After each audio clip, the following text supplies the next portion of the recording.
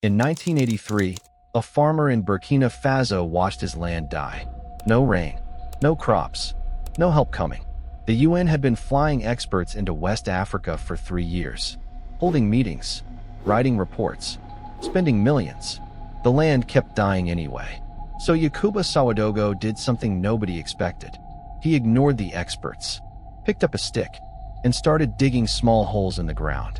His neighbors thought he was crazy. The aid agencies never noticed him. The government never funded him. 20 years later, those holes had brought 300,000 acres of dead African land back to life. The UN is still holding meetings. To understand what Yakuba did, you need to understand what the Sahel actually is. A strip of land stretching across Africa, from Senegal in the west to Ethiopia in the east.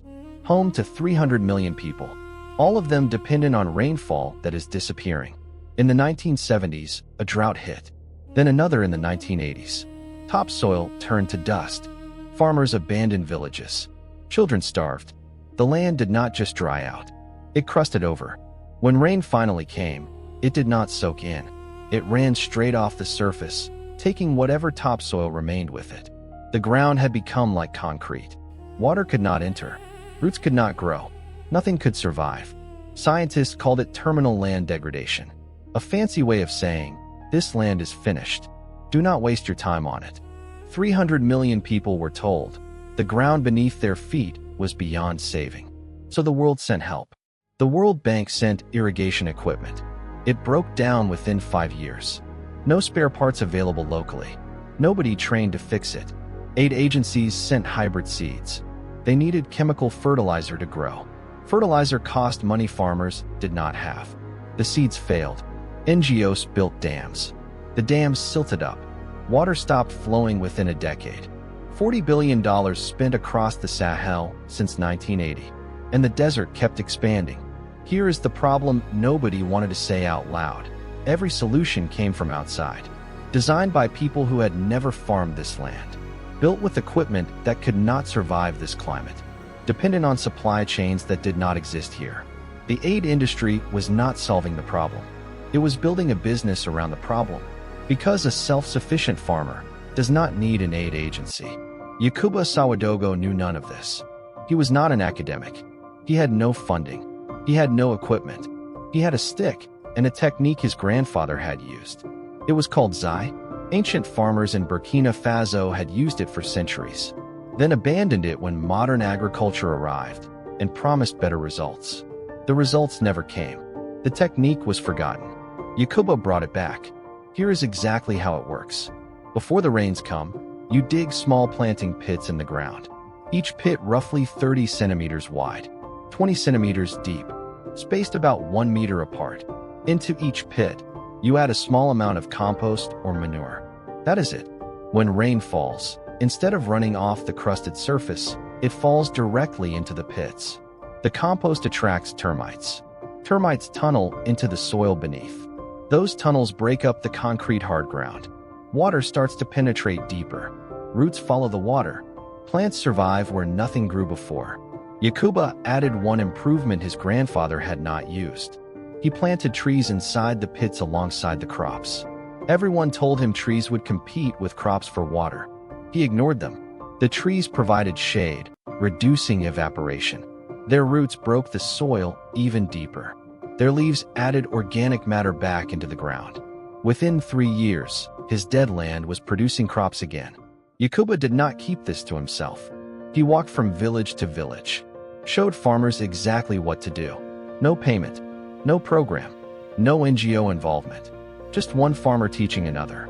Within 10 years, Zai pits had spread across Burkina Faso, into Niger, into Mali, into Senegal. The results were documented by researchers who could not believe what they were seeing.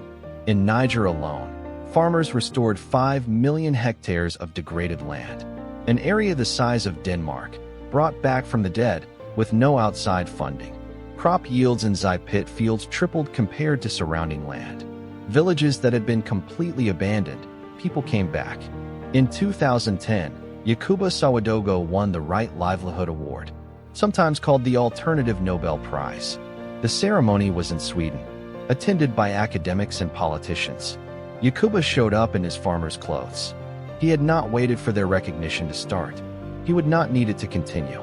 Here is the question that should make you uncomfortable. This happened in the 1980s. Results were documented by the 1990s.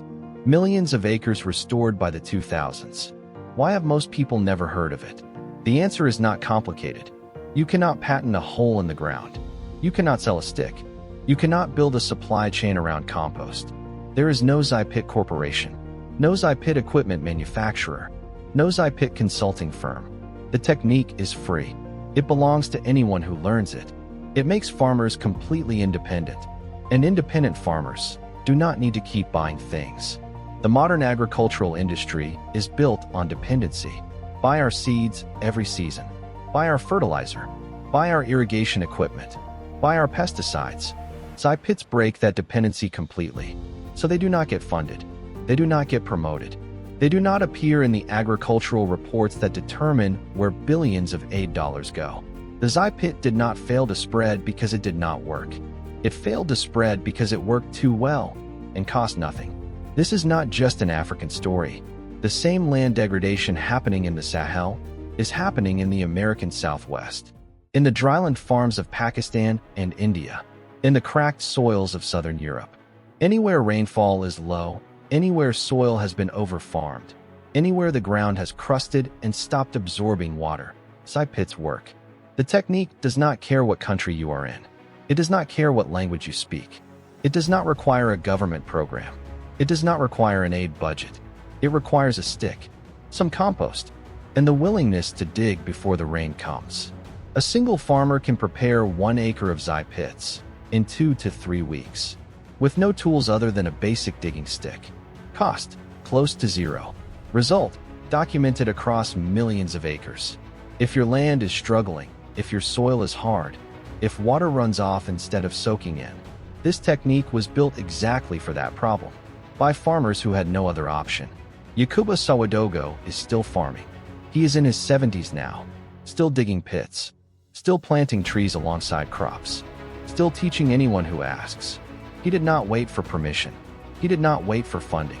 He did not wait for experts to validate what his grandfather already knew. The land was not dead.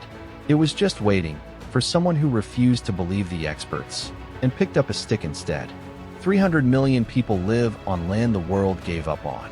One farmer did not give up on it, and the land answered back. The Zypit was not discovered in a laboratory. It was not funded by a government. It was not patented by a corporation.